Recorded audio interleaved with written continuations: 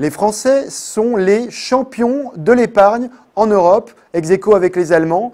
Français et Allemands, des deux côtés du Rhin, épargnent environ 16% de leurs revenus. C'est un petit peu moins, mais en tout cas, c'est une proportion très importante. Comment expliquer dans le cas français cette particularité? En réalité, il y a 3 raisons. La première, elle est d'ordre fiscal. En réalité, dans l'assurance vie, dans le livret A, on le sait, il y a un cadre plutôt avantageux. Donc ça, forcément, ça encourage les gens à aller sur ce type de produit. La deuxième raison, elle est dans les rendements. Qu'il s'agisse du livret A ou de l'assurance vie, en apparence, les taux n'ont pas l'air très intéressants, mais en réalité, c'est plutôt beaucoup mieux que l'inflation. C'est une deuxième raison très convaincante. La troisième raison, elle écrase certainement les deux autres, c'est le poids de l'immobilier. Parce que finalement, qu'est-ce que c'est l'épargne? C'est tout ce qui ne va pas dans la consommation, et l'immobilier très cher en France, eh bien, c'est une épargne forcée.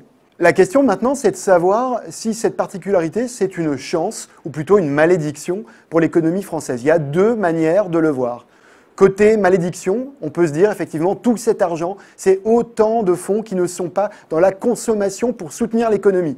Il y a des calculs assez simples d'ailleurs qui disent que si le taux d'épargne des Français diminuait d'un tout petit point, ça ferait directement 14 milliards d'euros injectés dans la consommation française. Ce serait effectivement un beau cadeau. Mais on peut aussi considérer que cette énorme épargne, c'est aussi une chance. On ne va pas forcément la faire diminuer pour réinjecter dans la consommation, mais en revanche, on a tous ces fonds qui pourraient facilement, ou peut-être pas facilement, mais en tout cas, pourraient être alloués aux entreprises. Aujourd'hui, la construction de tous ces produits fait que les fonds vont en bonne partie sur des obligations peu risquées, qu'il s'agisse d'obligations d'État françaises, qu'il s'agisse de grands émetteurs comme EDF par exemple, ou bien vers le financement du logement social.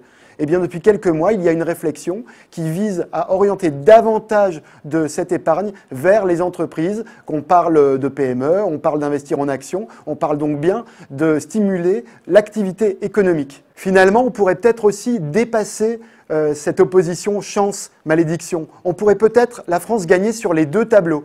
D'un côté, injecter de l'argent dans la consommation, et de l'autre côté, faites confiance aux Français, ils ne vont pas arrêter d'épargner, et bien justement se servir de cette épargne pour financer les entreprises.